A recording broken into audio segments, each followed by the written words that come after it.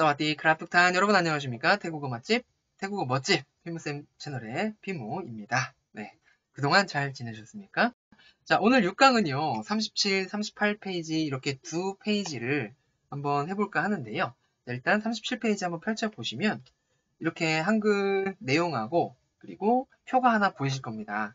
자, 무형성조 오늘부터 배우게 될 텐데요. 이제부터 진짜입니다. 예, 진짜예요. 태국어의 자음과 무형성조인데요. 무형성조란 해가지고 단어의 음절이죠. 단어에 성조보가 없는 성조 법칙입니다.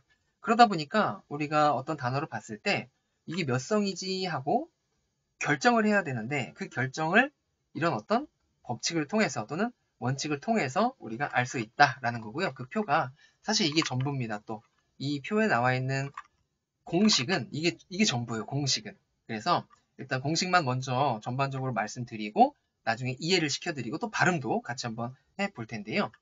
자음 3분법에 따른 초자음의 태생성조, 즉 중고저의 태생성조를 우리가 또 알아야 되네요. 정확히. 중자음과 저자음은 평성이었고 고자음은 사성이었습니다. 태생성조가. 그 태생성조에 에다가 생음이냐 사음이냐에 따라 결정되는데 생음은 우리 두 가지가 있었죠. 길게 발음되는 장몸, 나라마음 받침이 오게 되면 생음이라고 부르고 짧은 단몸 그리고 나라마음을 제외한 그 어떤 받침도 좋습니다. 오게 되면 사음으로 간주를 해서 생음과 사음을 알아야 이렇게 몇 성이구나 결정을 할 수 있지만 이미 여러분들은 무형성조의 50%를 이미 이해하고 계십니다. 왜? 중자음과 고자음과 저자음의 태생성조에다가 장몸에 해당하는 모음이 붙거나 여기서 끝나면 모음으로 끝나면 태생성조가 그대로 이어지는 걸 볼 수 있고요. 모음은 무관합니다. 장모음이 오건 단모음이 오건 다 필요 없어요. 중고 저자음의 받침을 봤더니 나라마음 중에 하나야. 그러면 또 우리가 알고 있는 태생성조로 결정이 된다는 겁니다. 받침이 생음이면 모음은 성조에 무형성조에 영향을 줄까요? 안 줄까요? 전혀 주지 않습니다. 그래서 교재에 여러분 일단은 교재에 제일 마지막 페이지 한번 보세요. 제 슬라이드는 없습니다. 제일 마지막 페이지에 보시면 147페이지를 보시면 태국어의 성조 결정 순서가 있어요. 그 순서를 공부하시는 중간중간에 한 번씩 꼭 펼쳐가지고 그 단계를 좀 기억하셨으면 좋겠어요. 이 단계가 정말 좋은 단계거든요. 성조 결정의 순서 단계 해가지고요. 중간중간에 꼭 한 번씩 펼쳐서 보시기 바랍니다. 더 중요한 거. 앞으로 우리가 무형성조만 남았잖아요. 배울 과정이. 그쵸. 유형성조는 5강에서 마쳤잖아요. 5강에서 그냥 끝났잖아요. 나머지가 무형성조이기 때문에 무형성조 분량을 많이 계속해서 볼 거거든요. 그러다 보면 유형성조의 존재 자체를 또 살살살살 까마득히 잊어가요. 시간이 지남에 따라서. 그러다가 문자 공부를 다 마치고 나서 어떤 단어를 제가 질문을 예를 들어 드리잖아요. 드리면 이 단어를 봐도 계산을 합니다. 중자음에 생음이 있으니까 이렇게 가요. 하지만 유형성조면 우리 계산할 것도 없이 일성보가 있으니까 중자음에 일성이니까 말성 안 부리니까 나 하고 읽어야 되거든요. 근데 나중에 진짜 시간 지나고 어떤 단어를 딱 드리잖아요. 유형성조 있는 단어, 없는 단어 하나 드리면 유형성조에 있는 단어도 계산하신다는 거죠. 그래서 제가 왜 맨 뒷페이지에 있는 순서를 좀 체계도로 보셨으면 좋겠다라고 하냐면 언제 어디서든 유형성조와 무형성조를 먼저 체크하셔야 된다는 거예요. 어떤 단어를 보셨을 때. 그래야 시간도 절약할 수 있다. 생음은 네, 이 정도로 하고요. 사음도 마찬가지입니다. 네, 사음도 개념만 설명을 드릴게요. 중자음과 고자음은 말성을 부렸어요? 안 부렸어요? 유형성조에서도 말성 안 부리고 그냥 성조 부호대로 갔죠. 저자음만 유형성조에서 말성 부렸잖아요. 일성부호 있으면 이성 발음, 이성부호 있으면 삼성 발음.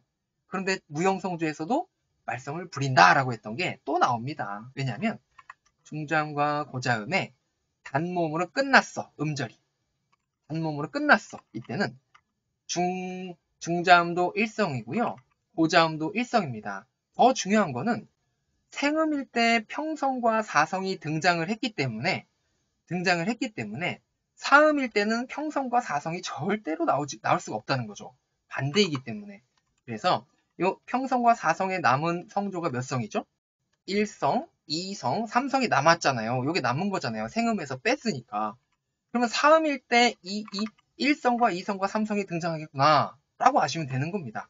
그래서 중자음과 고자음의 단모음으로 끝나면 1성, 중자음과 고자음의 사받침으로 끝나면 모음 관계없이 1성입니다. 그래서 중자음과 고자음은 사음일 때는 무조건 1성이구나. 사음일 때는 무조건 1성이구나. 뭐 저는 암기법을 뭐 이렇게 나중에 또 말씀드리겠지만 책에 도니까 한번 말씀드려볼게요. 하지만 여기 생음일 때는 제가 암기법 굳이 말씀 안 드려도 좋잖아요. 그렇죠? 왜? 태생성조 이미 아셨으니까. 그래서 중자음과 고자음은 각각 사음이 오면은 1성이라는 거 똑같이. 오늘 무슨 날이죠, 여러분? 와, 공교롭게 운 좋게도 또 시험이 있는 수능 시험이 있는 날이네요. 시험. 여러분들 학교 다니실 때 중간고사나 기말고사 보셨을 때 다들 1등 해보신 적 있고 1등 하셨었죠? 저는 1등 한 적이 없거든요. 중간고사에서. 기말고사도 마찬가지고. 여러분들은 다 1등 하셨잖아요. 그죠? 중간고사에서 1등 하셨죠, 여러분? 중간고사에서 1등 하셨죠? 저는 못했어요. 자, 중간고사 몇 등? 1등이다. 중자음과 고자음, 사음이 붙으면 중간고사음, 중간고사는 1등이다. 이렇게 저는 설명드리고 있습니다. 자, 말썽부리는 저자음 한번 가볼까요? 저자음이 사음으로 오게 되면 뭔가 공통적이면 또 상관이 없어요. 그런데 얘는 지금 중간고사 1성에서 그럼 지금까지 나온 성조가 1성 나왔고 평성 나왔고 평성 나왔고 1성 나왔고 2성 아직이고 3성 아직이고 4성 나왔잖아요. 이렇게 평성 1성 4성이 등장했잖아요. 지금까지. 그럼 나머지가 몇 성이다? 2성과 3성이라는 거예요. 무형성조일 때. 자, 여기서 또 2성과 3성이 남았죠. 이제는 이렇게. 무슨 자음의 무형성조에서 나온다? 2성과 3성은 무형성조의 저자음의 무형성조에 특히 사음에서 2성과 3성이 나오는구나. 경우의 수는 점점 줄어드는 거죠. 자, 저자음에 만약에 단모음으로 끝났어. 단모음으로 끝났어요. 그럼 안 나온 성조 중에서 3성이고요. 3성입니다. 단모음입니다. 단모음으로 끝나야 됩니다. 3성이고요. 자, 저자음에 이번에 사받침이야. 기존에 우리가 사받침이든 생받침이든 모음이 영향을 줬어요, 안 줬어요? 지금까지는 모음이 영향을 안 줬죠. 생음일 땐 당연히 영향을 줄 수가 없고 받침일 때. 사받침일 때 어차피 중자음과 고자음은 일성이잖아요. 모음이 뭐냐에 상관없이. 근데 저자음은 사받침일 때 모음이 영향을 줍니다. 모음이 영향을 줘요. 저자음의 받침이 니은, 리을, 미음, 미응이 아니라 사받침이 오면은 모음을 봐야 되는데요. 그 중에 단모음이 오면 우리는 이미 단모음에서 끝나면 삼성인 걸 알고 있어요. 그죠? 받침이 사받침일 때 단모음이 오면은 삼성 그대로 갑니다. 그대로 가요. 하지만 장모음일 때는 몇 성이다? 2성이다. 라는 거. 저자음에 사받침에 모음을 봤더니 장모음이 왔어요. 그러면 2성으로 발음해야 된다는 겁니다. 제가 미리 TMI를 좀 드리면 다음 달에 창업을 할 예정이고요. 거든요. 뭔가를 하나 지금 창업을 할 준비를 하고 있어요. 제 이름이 성이 이씨거든요. 물론 네이버 피문의 서점에서 주문을 하시면 제 명함도 같이 드리고 있습니다. 그 명함에 이제 이 뭐뭐 가겠죠. 제 성이 이씨예요, 이씨. 근데 지금은 여러분들도 그렇고 뭐 선생 자격은 없지만 호칭 자체를 뭐 피무쌤하고 쌤으로 부르잖아요. 근데 제가 창업을 하는 순간 사장님 아닌가요? 사장님? 그렇죠. 창업하면 저기 동네에 이제 사장님들 많이 계시잖아요. 근데 저는 성이 이씨라는 거죠. 나중에 이제 제 가게 오셔가지고 저를 보고 저기 있는 저 사장 있죠? 저기 저 사장 성이 이씨야. 저기 저 사장 성이 이씨래. 이렇게. 네, 저는 이렇게 알려드리고 있어요. 물론 창업은 이제 뭐 결정한 지 얼마 안 되긴 했지만 그래도 저를 빗대 가지고 한번 해봤습니다. 저 사장은 이씨다. 이성이다. 한 가지밖에 없잖아요. 경우의 수가 딱 한 가지.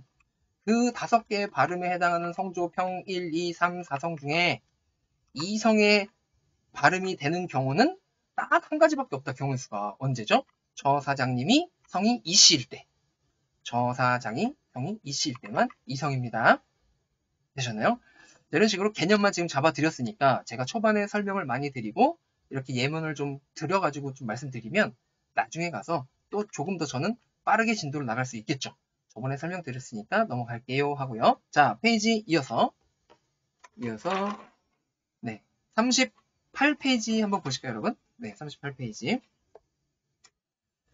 자, 38페이지 보시면 태국어의 자음과 무형성조 해가지고요. 무형성조는 우리가 늘 생음과 사음의 개념을 좀 알고 있자라고 했잖아요. 그래서 순서는 현재는 중고 저자음의 장모음으로 음절이 끝났을 때를 먼저 일단 보고 이런 식으로 순서를 이어나가 볼까 합니다.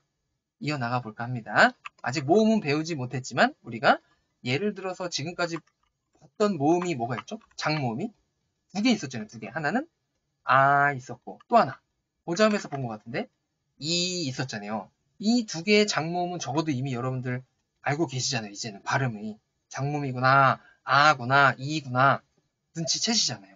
이거 가지고도 얼마든지 성조 결정할 수 있다 이거죠. 근데 지금 이미 장모음을 여러분들은 태생 정도대로 간다고 알고 계시니까 저는 더 이상 뭐 설명드릴 필요가 없어요. 그렇죠? 읽어드리기만 하면 되는 거예요. 책을. 할게요. 각 자음의 태생 성조에 따라 결정. 말해 뭐합니까? 그렇죠? 중자음의 장모음으로 끝났네요. 몇 성? 태생 성조인 평성. 고자음의 장모음으로 끝났네요. 몇 성? 태생 성조인 사성. 저자음의 장모음으로 끝났어요. 몇 성? 평성이죠. 예를 들어서 중자음에 보시면 따라고 있거든요. 떠라고 있죠. 떠. 중자음 떠. 여기다가 아를 붙이면 발음은 따겠죠. 근데 성조는 위에 아무것도 안 보이니까 결정을 해야 되는데 중자음의 태생성조는 평성이고 장모음이 만났으니까 생음이니까 평성이구나. 거기에 의미까지 있네요. 외할아버지 또는 우리 신체 부위 중에 눈이란 뜻도 있습니다. 눈의 뜻도 있습니다. 물론 하나 더 있는데 여러분들 게임 하실 때 농담 좀 해야겠다 이제. 여러분들 게임 같은 거 하실 때 네 차례 내 차례 하지 않나요? 야 이번엔 네 차례야. 다음엔 내 차례야. 뭐 이런 거 있죠. 차례. 회차 그 차례 있잖아요. 그 차례가 바로 이 따라는 단어입니다. 굳이 차례는 뭐 제사 같은데 아무튼 이 두 개의 뜻은 많이 쓰이니까 꼭 알아두시되 하나 더 적으신다면 차례나 순번을 나타내는 거죠. 순번. 네, 순번입니다. 네 차례 내 차례. 자 그리고 그 다음에 단어 예문 보실게요. 허에다가 아가 만났으니까 무형성조의 법칙상 사성으로 태생성조로 하 하시면 찾다라는 뜻이 있습니다. 하지만 제가 태국어의 특징할 때 여러분들 기억나실지 모르겠습니다. 태국어에는 마침표, 쉼표, 느낌표, 물음표, 부호가 없다라고 했는데 그 느낌표는 쓰기도 한다라고 해서 에다가 느낌표가 붙으면 감탄사로서 이런 의미가 있다고 넘겨보시면 확인할 수 있거든요. 하지만 느낌표가 없어지고 사라지면은 일반 동사로 기능할 때는 굉장히 중요한 이런 찾다라는 뜻이 생긴다는 거죠. 이해되셨죠? 자, 그리고 저자음의 뭐에다가 아를 붙여보니까 마하고 발음이 되고 태생성조인 평성이 그대로 유지가 되고 평성으로 마 하시면 동사로 우리 왕래발작 동사라고 해서 영어 배울 때 왜 go, come 뭐 이런 거 배우지 않나요? 그거 같은데 오다라는 컴의 의미가 있는 단어가 바로 마입니다. 이렇게 각각 하나의 자음만 넣어서 연습하셔도 얼마든지 충분히 공부가 되고요. 더 중요한 꿀팁.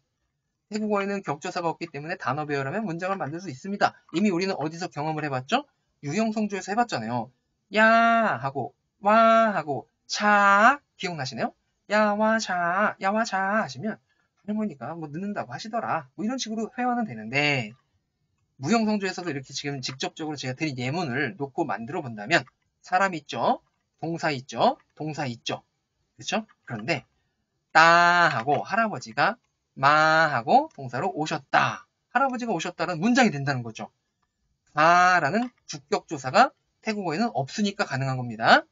그리고 마 오다, 찾다, 따 할아버지를 즉 할아버지를 와서 찾다 이거 연결동사긴 한데요. 우리가 빠이하 또는 마하처럼 누군가를 뵈러 갈 때는 하라는 단어도 같이 붙이거든요. 회화에서. 그래서 마하다라고 하시면 마하다 하시면 할아버지를 찾으러 또는 뵈러 오다라고 해석하셔도 좋다는 거죠. 그리고 한 가지 더 제가 이제 저번에 특징에서 말씀드렸던 부분을 연장선상에서 좀 말씀드리면 태국어에는 띄어쓰기가 있다 없다? 없다라고 했죠?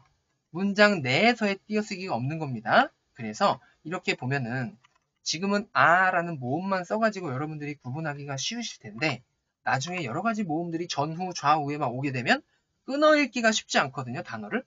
그런데 제가 언뜻 지나가는 말로 모음을 정확히 알고 모음을 기준으로 단어를 끊어 읽으시는 연습이 초반에 도움이 된다라고 했잖아요. 그래서 모음을 기준으로 이렇게 끊어보시는 연습하시면 음절별로 성조 결정을 하시면 됩니다. 초반에 모음 기준으로. 물론 받침이 있을 때는 더 헷갈리겠죠. 근데 초반에 이렇게 모음 기준으로 연습 끊어읽기 하시면은 눈에 조금 더 확실하게 들어오실 거다라는 거 말씀드려 보고요. 자, 그런데 지금 조금 전에 우리가 할머니라는 야라는 단어 봤죠? 야 이렇게.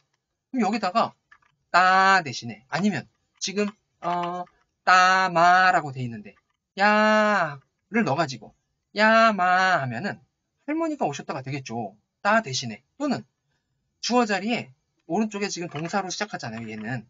근데 오른쪽에 문장에 야 넣어가지고 주어 자리에 야마하다 하시면 의미가 되죠. 어떻게요? 할머니께서 마하다 할아버지를 보러 오신 겁니다. 물론 엄밀히 따지면 친할머니께서 외할아버지를 보러 오신 거죠. 엄밀히 따지면. 하지만 우린 그런 거를 좀 더 나중에 공부하더라도 문장 구성을 할 수 있다는 거죠. 장문을 할 수 있다는 거죠. 자, 하나 더. 좀 더 깊이 가볼까요? 아까 따가 눈이라고 했잖아요. 그러면 할아버지 눈은 어떻게 될까요? 따가 되겠죠. 따가 됩니다. 할아버지 눈. 이렇게 뒤에서 수식하는 겁니다. 할아버지의 눈. 물론 소유격 오브가 생략이 되었지만 같은 음절, 같은 발음, 같은 성조 하지만 의미가 두 개. 동음, 이, 의어잖아요. 그렇죠? 그러니까 동음, 동성, 동형, 이, 의어거든요. 요런 경우에는 따 하면은 정말로 할아버지 눈입니다. 이런 식으로 만들어 보시기 바랍니다. 자, 이렇게 연습했으니까 또 읽어보기 해야겠죠. 읽어보는 연습해야겠죠. 그래서 장모음의 아를 통해서 활용해서 발음을 한번 연습해 보도록 할게요. 자, 중자음, 고자음, 저자음 순으로 되어 있고요. 더, 떠, 아직 외우지 않으신 분 빨리 다시 4강으로 가셔가지고 자음 완벽하게 좀 외우시고 그 다음에 같이 합시다. 네. 이거를 또 온라인이다 보니까 네, 그런 게 조금 안 좋은 것 같긴 해요. 네, 제가 직접 눈으로 정말 여기 계신 분들 아니면은 공부하시는 분들이 이렇게 시험지 진짜 들여가지고 같이 한번 채점도 해보고 싶거든요. 근데 그게 안 되는 게 너무 안타깝습니다. 네, 그냥 믿고 가는 거죠. 믿고 더블로 가야죠. 그렇죠? 중자음의 태생은 평성이었고 고자음 사성, 저자음 평성이었고 장모음의 아로 끝나는 음절들이네요. 그러면 태생 성조대로 발음하면 되겠네요. 같이 한번 해볼게요. 중자음부터 갈게요. 마, 빠, 나, 따, 까, 짜, 아 였죠. 고자음은 사성으로 읽으시면 되겠네요. 차, 가, 파, 파, 하, 싸, 빠. 저자음도 갈게요. 평성으로 읽으시면 되겠죠. 차, 가, 파, 타, 하, 싸, 파. 단독 저자음 갈게요. 나, 라, 마, nga, 와, 야 하고 읽으시면 되겠죠. 자, 이거 지금 여러분들 계산할 필요가 있습니까? 전혀 없다는 거죠. 전혀 없습니다. 네, 의미적으로 봤을 때 생음, 즉 장모이든 나라마음 생받침이든 다 그냥 우리가 알고 있는 평성과 사성밖에 나올 수가 없다라는 거 말씀드려보고요. 자, 빠 하시면은 우리 던지다라는 동작 동사입니다. 동작 동사고요. 태국어에서는 아까 동작에 따라서 단어가 동사가 구분이 되는 단어들이 많다라고 했는데요. 이 빠는요. 투수들이 던지거나 어깨 위로 굳이 구분을 한다면 어깨 너머로 던지는 거를 빠라고 합니다. 나중에 어깨 밑이든 아니면 어떻게 던지든 이런 것도 나오면 그때 말씀드릴게요. 따 하면 눈도 되고 외할아버지도 되고 누구누구 차례도 됐었고요. 까 하면은 제 교재 성조 연습할 때 또는 여러분들 교재 성조 연습할 때 주로 많이 나오는 단어인데요. 까마귀라는 뜻도 되고요. 까마귀 부리, 우리 주전자가 까마귀 부리처럼 생겼잖아요. 주둥아리라고 하나? 네. 주전자도 되고 까마귀도 됩니다. 저를 짜 하면은 물론 푸짜라고 할 때 뭐 말하다라는 뜻도 있지만 굳이 문어체는 모르셔도 좋으니까 넘어가고요. 아도 친족관계 단어인데요. 넘어갈게요. 중요한 거는 요거 던지다 그리고 눈 할아버지 요 정도만 아시면 좋을 것 같습니다. 자, 그리고 그 다음에 두 번째 가 하시면 신체 부위 중요한 단어죠. 다리라는 뜻이 있고요. 파 조금 전에 봤죠? 찾다라는 동사고요. 파 하면은 여러분들이 자음 공부하실 때 요 그 다음에 대표 단어가 바로 for,fa거든요. for, fa 이렇게 또 나왔잖아요. 우리 아까 뭐마 할 때 미음을 쓰는 대표 단어가 말이다 라고 나와서 읽어봤잖아요. 유형성조에서. 아까가 아니죠. 5강이었죠. 네, 이어서 하는 T를 내면 안 되죠. 지난 시간이죠. 5강에서 유형성조 읽을 때 마 읽어봤잖아요. 마찬가지로 고자음도 이렇게 for라는 자음은 대표 단어가 fa였다는 것을 연습하면서 이미 우리는 알 수 있었죠. 뚜껑이라는 뜻이 있습니다. 뚜껑, fa. 자, 그리고 저자음 가볼까요? 자, 파라는 단어는 굉장히 중요한데요. 데리고 가다 오다 할 때 그 데리고 뭐뭐 하다 라는 뜻이 있어요. 그래서 파하고 우리 오다라는 단어 마 기억나시죠? 마 여기 있네요. 마 하면 오다인데요. 파마 하면은 데리고 오다라고 해석하시면 됩니다. 이런 식으로. 자, 그리고 문법 설명드리면 또 한도 끝도 없지만 이 정도로 파 데리고 뭐뭐 할 때 파 쓰고 동사가 나오면 그 데리고 뭐뭐 하다 해석하시면 됩니다.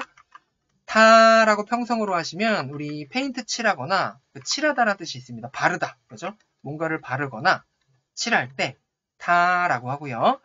자, 그리고 나라고 하시면 논이란 뜻이 있어요. 우리 논밭 할 때, 논이란 뜻이 있고요. 라 하시면 곰팡이 있죠? 곰팡이란 뜻이 있고요. 라 하시면 두 가지 뜻이 있는데요. 하나는 동물 중에서 당나귀 또는 동사로 떠나다 라는 뜻이 있어요. 나갈 때. 우리 먼저 갈게요. 아니면은 저 먼저 갈게요. 이런 표현할 때 라 같은 단어를 쓰거든요. 네. 라 하면은 그래서 두 가지. 당나귀 하나, 나가다, 떠나다 하나. 마 하면은 오다였고요. 응아 하시면은 요거 상하입니다. 상하. 네. 상하입니다. 코끼리 코 있죠? 응아. 네. 응아 하시면 코끼리 코도 코의 그 상하고요. 상하고요. 그리고 하나 더. 깻잎 할 때 그 깨입니다. 깨. 깨가 쏟아진다라고 하잖아요. 우리 참기름 만드는 거. 그 깨가 바로 응아고요. 야 하고 평성으로 하시면 약입니다. 약. 네. 그래서 우리 아까 조금 전에 조금 전이 아니죠. 지난 시간에 유형성조에서 왜 마 있었죠? 미치다, 크레이지. 야바 하면 뭘까요? 야바 하면은 그래서 마약입니다. 마약의 한 종류겠죠. 향정신성 의약품 중에서 우리가 국제법상 표기로는 아마 이렇게 적을 겁니다. 그 종류가 바로 야바 태국어입니다. 네, 미치는 약이죠. 미치게 만드는 약이죠. 뭐. 자, 이렇게 해서 저자음의 무형성조, 생음 이렇게 R을 활용해서 읽어봤고요. 7강에서 또 같이 공부하도록 하겠습니다. 이상 태국어 맛집, 태국어 멋집, 핌쌤 채널의 피무였습니다. 감사합니다. 사와디크랍, 거쿤크랍.